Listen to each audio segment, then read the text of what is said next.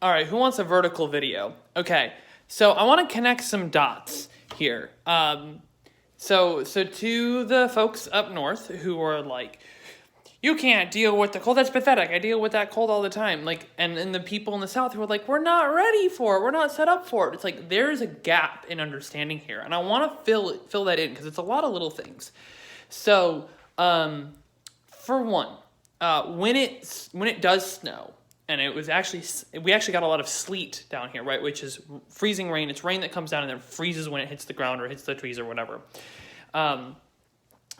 All of that snow turns to ice. In the north, you salt the roads and that ice melts, right? But down here in Texas, it's all the roads. It's just pure ice.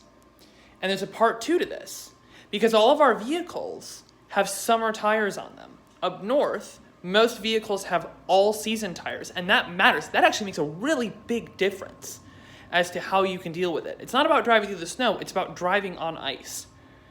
There's another thing going on here, which is the way pipes are handled.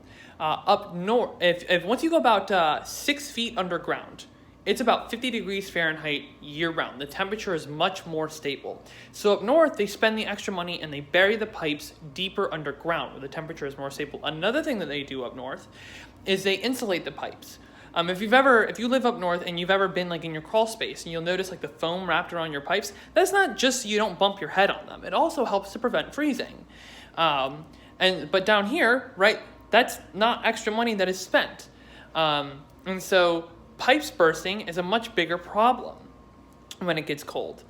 What else is there? The power generation. Now, obviously, this has been a whole thing all over the news about how Texas has its own power grid separate from the two national interconnects. And I'm not a huge supporter of that personally, but Texas has a plethora of natural resources and if any jurisdiction can handle it on its own, it's Texas.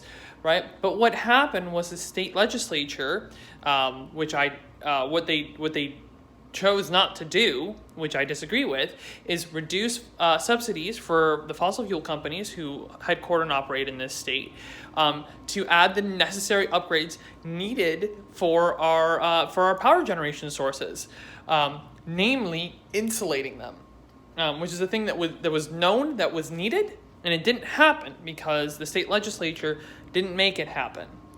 And so here's the scenario. Put it all together.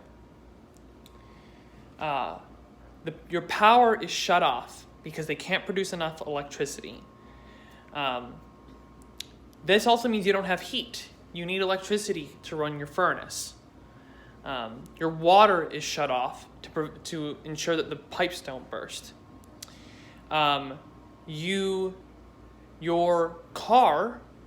vehicle you can't drive because you have summer tires that don't work on ice. And even if you couldn't refill your vehicle with gas because they can't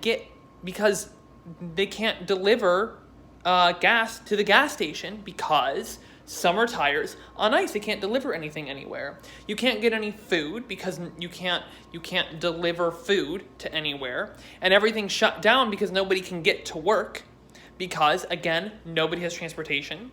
So you have no transportation. So play it back. You have no power. You have no heat. You have no water. You have no food. You have no transportation. This is the scenario, and notice that at no point in that scenario did I say the word cold. I'm not saying it's not a problem. Cold is a problem. But it's not the only problem. There's all these other little things that add up that make this impossible. I don't care who you are if you live in the concrete jungle. Like I live in Austin, or in a rural area, whatever it is. When you run into a situation like this, it's you and 4 slabs of drywall. That's it. You got nothing else. I don't care where you're from in the United States. You're probably going to be pretty used to a first world life. And when there's no vegetation around for you to pick fruit from, there's no garden to pick vegetables, especially because you get this kind of cold snap and everything dies anyway. You know, unless you're going out and you're shooting your own caribou and you're starting fires and cooking it over it, why did I say caribou? I'm just thinking of like deer and stuff. Whatever.